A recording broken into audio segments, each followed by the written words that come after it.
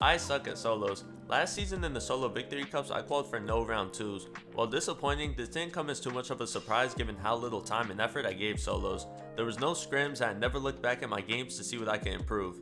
I set a goal in my season recap to put full effort into solos, and that's what we're doing now.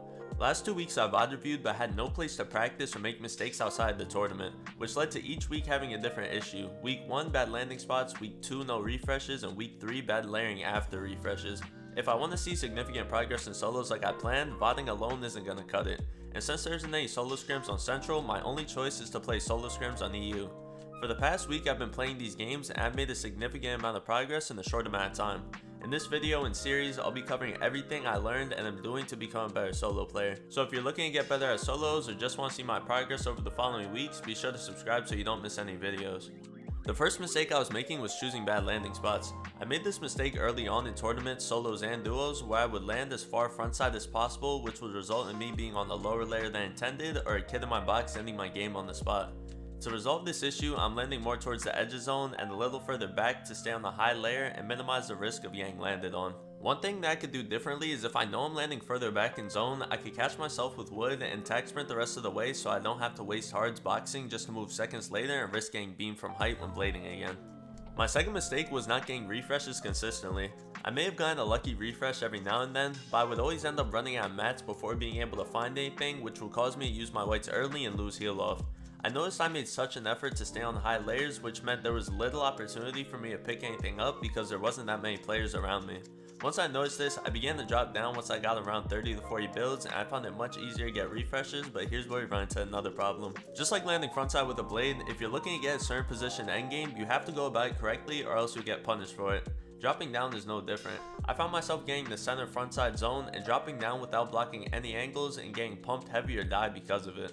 If I want to be safer, all I have to do is stick to the edge and block my head. Once I'm on a lower layer, I almost always make a 2x1 so I have more angles to peek from, and then try to awareness check people's walls and tops or wait for them to rotate into zone. The key to getting refreshes is just being aware of who's around you and being confident in making plays. You can see in these examples I'm not doing anything crazy, I'm just creating opportunities for refreshes until I get one.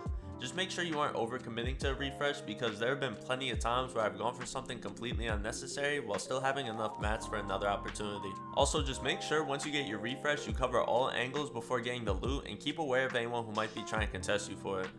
On the subject of keeping aware, my awareness of other players is awful. There's simple mistakes like not being aware of my builds being taken that you can see here, but I'm mainly referring to knowing where and what players are doing around me when rotating or who could be a threat when going for a refresh. If I'm not paying attention, I could have a kid waiting to pump me the second I run out my box and the game could be over. Or I could be looking for a refresh and the kid blindsides me because I was so tunnel visioned on something else. For some reason, I also get short-term memory loss and turn my back to kids who were just shooting at me and probably thought that they would just leave me alone, but clearly they didn't, and I need to be more careful with that. The most important thing that I just fixed in solos is knowing where zones pull to, mainly just final zone.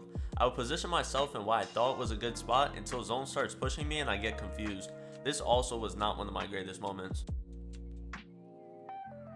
Needless to say, my overall awareness needs to improve in order for me to reach a higher level in solos. Last issue is not converting games to wins. There will be times where I have everything I need to win a game but do something in final zone that prevents that from happening. The most common mistake was picking a layer after getting a refresh. Typically after getting a refresh, you're set to make it a heal off if you just play your mats out.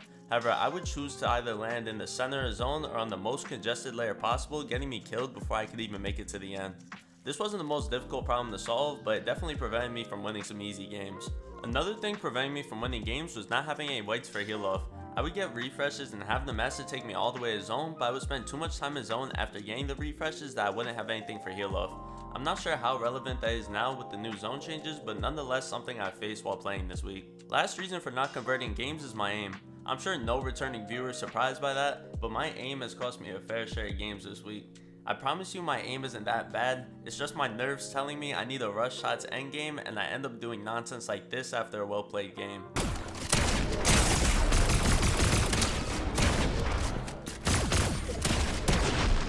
I just gotta remind myself to take my time like I do in the earlier parts of the game, but apart from all these issues, I've improved a lot this week and I'm looking forward to see how I do in the solo victory cup today.